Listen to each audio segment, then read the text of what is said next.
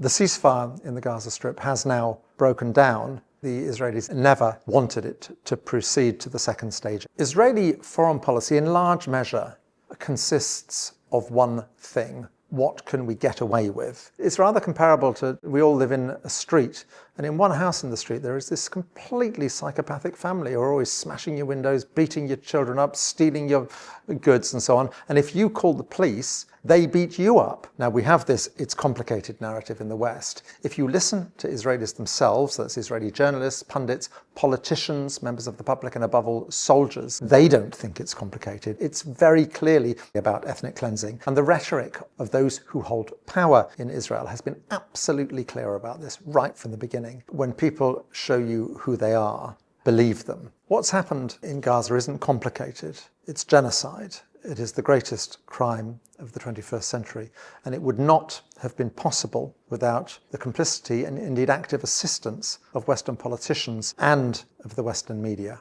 Apartheid is not an issue. It's not on the one hand this, on the other hand that. It's a crime. Ethnic cleansing is not an issue. It's a crime. And above all, genocide is not an issue. It's a crime. But as long as the bulk of Western media is reporting the whole thing as it's complicated, on the one hand this, on the other hand that, then the Israelis are getting away with it. The most extreme right-wing, Greater Israel expansionist elements in Israel are now clearly emboldened. You have this profoundly unstable apartheid state, and it would appear now expansionist country which has nuclear weapons. I mean, it's hard to overstate how dangerous this is, and yet we just apparently prepared to carry on taking it as given that it is Israel that is our ally. In the West, politicians simply don't understand that we have moved into another era now where Western claims of moral legitimacy, in as much as they were ever worth much and ever taken seriously, have now gone forever. The West has no moral legitimacy at all, because although for some reason Western politicians and journalists are able to watch 20,000 children being slaughtered in the Gaza Strip, in the global South, people seem to have a much stronger sense that these were human beings that have been killed. And the West's moral legitimacy, its ability to invoke the rule of law, to invoke human rights, has been destroyed for decades. Most people in Britain have watched images of small children being murdered for 15 months and just thought this is wrong and ought to stop, which is a realization that doesn't seem to have got through to the political class. Within America, there is now a colossal assault on the most basic democratic institutions. Going hand in hand with that is a huge assault on the institutions of international law. October the 7th is used to justify everything, but apparently nothing justifies October the 7th. Now, very, very real human rights abuses were committed on October the 7th. But if you are horrified by the murder of 700, 800 civilians on October the 7th, then logically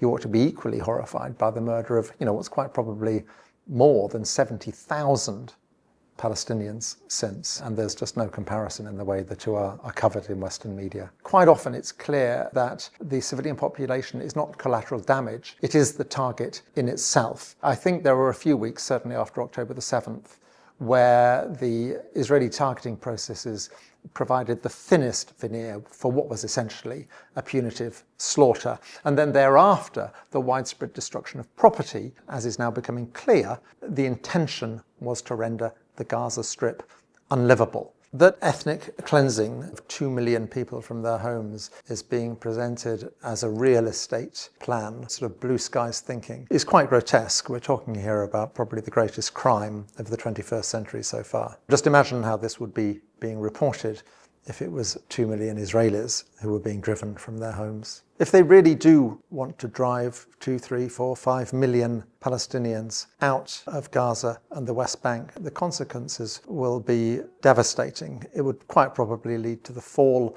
of the regimes in Jordan and Egypt, and could even lead to protracted wars between Israel and those countries. And it's surprising that sort of cooler heads don't kick in at the CIA and in the Pentagon and so on. How is this in America's interest? You have this brutal apartheid state controlling the Al-Aqsa Mosque, inevitably alienating the Arab countries, the Muslim countries around it. It buggers up America and the West's relationship with a third of the world For what? A bit of security cooperation, a bit of military cooperation, which they need against those countries precisely because they have alienated them so much. It is quite extraordinary. You would never guess who was the superpower and who was the client state. The Israelis treat the Americans with absolute contempt. And it is quite bizarre the degree to which the American political establishment is prepared to make itself subordinate to what the Israelis perceive to be their own national interests. For decades now, life has been made a lot easier for the Israelis because their borders with Egypt and Jordan are shored up. They have sort of understandings with the monarchy in Jordan and the dictatorship in Egypt. It really looks as if the Americans and Israelis are in danger of blowing up those relationships. Peter Oborne and myself were in Jordan, and we had a number of meetings with very well-placed senior sources who wanted clearly to get a message across that was coming from the government. And their message was very clear. They will go to war before they accept large flows of refugees across the Jordan from the West Bank or from Gaza. They acknowledged Jordan will inevitably lose a war with Israel and lose a war very easily. The point they were making is that they have no choice for two reasons. Firstly, Jordan is a country of 12 million people, almost all of whom live in a thin strip of land along the Jordan River. They're the third poorest water country in the world. They simply can't accommodate a flow of 2 million refugees. The economy, the country, the ecosystem simply can't absorb it. Secondly, their own dynastic self-interest. You already have a situation where the majority of the population in Jordan is Palestinian. This led to civil strife in 1970, Black September, when there was civil war. You get 2 million embittered, angry, probably Hamas-oriented Palestinians crossing the Jordan. It completely disrupts the internal balance of Jordan and probably leads to the fall of the dynasty. So what they were saying is they would simply have no choice. Of course, they lose.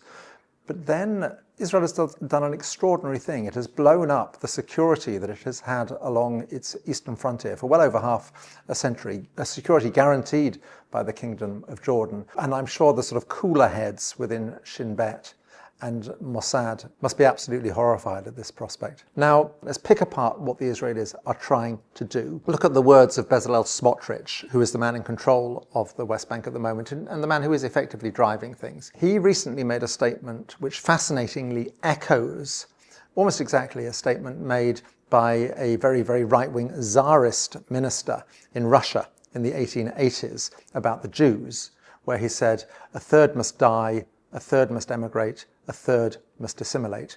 Smotrich effectively said the same thing just recently about the Palestinians, and that is the plan. They essentially want a country without significant numbers of Palestinians. Now, that seems so horrific and absurd that we assume it can't happen, but it has happened in other countries around the world. The indigenous population has effectively been wiped out. The other course of action is what people from Hamas and close to Hamas will say to you. They will always cite the examples of Vietnam, of Algeria, of South Africa. Sacrifice is the price of freedom, and it costs hundreds of thousands of lives, but you always get there in the end. If you actually look at settler colonial countries, you just have to spend time on the West Bank. Just spend time at a roadblock on the West Bank, and you get it. It is so humiliating to yourself personally, to yourselves as a people, to yourselves as a nation. Every waking day of a Palestinian's life is humiliation.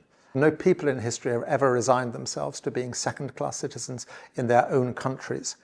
The only places where that's happened is where they have effectively been, in large measure, wiped out. I mean, just imagine a fantasy world where you have the same sort of process that happened in South Africa and you have it in Israel, where Israel becomes a non-ethnic democracy, a country where people of all faiths and nationalities and ethnicities have full political, civil, and human rights. Now, at that point, two-state, one-state, whatever, it all becomes quite easy. Once the requirement of ethnic hegemony has gone, it all becomes a lot easier.